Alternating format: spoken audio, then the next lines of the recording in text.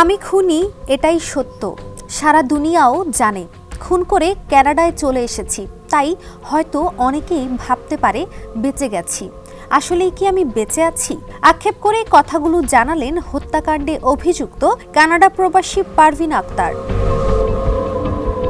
উল্লেখ্য, গত 18 মে রাজধানীর বসুন্ধরা আবাসিকে একটি ভাড়া ফ্ল্যাটে পাওয়া যায় আরিফুল ইসলাম নামে এক জাপান প্রবাসীর মৃতদেহ। ঘটনাস্থল থেকে সংগ্রহীত আলামত ও সিসিটিভি ফুটেজ বিশ্লেষণে জানা যায়, হত্যাকাণ্ডে অভিযুক্ত পারভিন আক্তার নামে এক কানাডা প্রবাসী নারী। জানা যায়, হত্যার পরদিনই তিনি উড়াল দেন কানাডায়।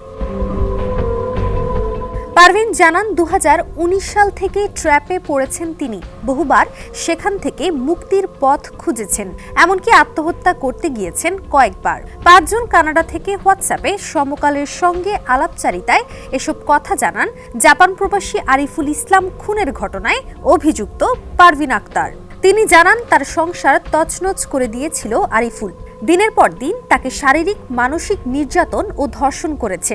গোপন ভিডিও করে তা পারভিনের স্বামী ও পরিবারের সদস্যদের কাছে পাঠানোর হুমকি দিয়ে মাসে মাসে টাকা নিত আরিফুল। এমনকি দফায় দফায় 10 থেকে 12 লাখ টাকা হাতে নিয়েছেন তিনি। আত্মহত্যা করার পরিকল্পনা করে যখন কানাডা থেকে প্লেনে ওঠেন তিনি, তখনও জানত না আরিফুল জাপান থেকে ফিরে আসবে। দেশে ফেরার পরপরই পারভিনকে ফোন করে সে। তখন সে জানতে পারে তার দেশে আসার কথা। নিজেকে শেষ করার জন্য যে ছুরি কানাডা থেকে নিয়ে এসেছিল পারভিন, সেটা দিয়েই শেষ পর্যন্ত আরিফুলকে খুন করেন তিনি। প্রসঙ্গত, আরিফুল ও পারভিন দুজনেরই গ্রামের বাড়ি নরসিংদীতে। জাপানি এক তরুণীকে বিয়ে করে বছরখানেক ধরেই সেখানে বাস করছিলেন আরিফুল। আর স্বামীর সঙ্গে সুখের সংসার করতে গেল 2 এপ্রিল কানাডায় যান পারভিন। প্রায় 2 ঘন্টা হোয়াটসঅ্যাপে কথা বলার এক পর্যায়ে পারভিন জানান, 5 বছর তাকে অত্যাচার করা হয়েছে। এমনকি 17 মে বসুন্ধরার ভাড়া ফ্ল্যাটে ওঠার পরপরই সে জোর করে তার সঙ্গে শারীরিক সম্পর্ক করে। এর আগে জাপান থেকে নিয়ে আসা মদ খেয়েছিল আরিফুল। এরপর আরিফুল ঘুমিয়ে পড়ার পর তার চেহারা দেখে মনে হচ্ছিল তা কোনো মানুষের চেহারা নয়। মুহূর্তের মধ্যে কি ঘটে গেছে তা এখন কল্পনাও করতে পারছেন না পারভিন। বর্তমানে কানাডার একটি সেফ হোমে আছেন তিনি এবং দায় মাথা পেতে নিতে প্রস্তুত, জানান তিনি। পারভিন জানান, 2016 সালে তার বিয়ে হয়। 1 বছর পর তার স্বামী কানাডায় চলে যান। তখন নরসিংদীর একটি কলেজে লেখাপড়া করতেন তিনি। সেই সময় তার পরিচয় হয় আরিফুলের সঙ্গে।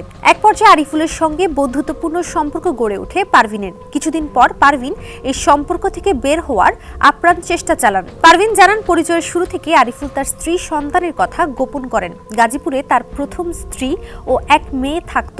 2020 সালে পারভিনের স্বামী দেশে আসার পর প্রথম জানতে পারেন আরিফুলের সঙ্গে পারভিনের ঘনিষ্ঠ সম্পর্ক রয়েছে। স্বামীর কাছে সবকিছু স্বীকার করে ক্ষমা চান তিনি। এরপর পারভিনকে দ্রুত কানাডায় নিয়ে যাওয়ার চেষ্টা করতে থাকেন। পারভিন জানান, যখন এই সম্পর্ক থেকে বের হওয়ার চেষ্টা করেছেন, তখনই গোপন ভিডিও ছড়িয়ে দেওয়ার ভয় দেখায় আরিফুল। এরই মধ্যে 2021 সালের ডিসেম্বরে ভয়ভীতি দেখিয়ে হলফনামায় জোর করে সই দিয়ে বিয়ের নাটক করে আরিফুল। এরপর কানাডা প্রবাসী স্বামীর সঙ্গে সম্পর্ক রাখা যাবে না বলে জোর করতে থাকেন।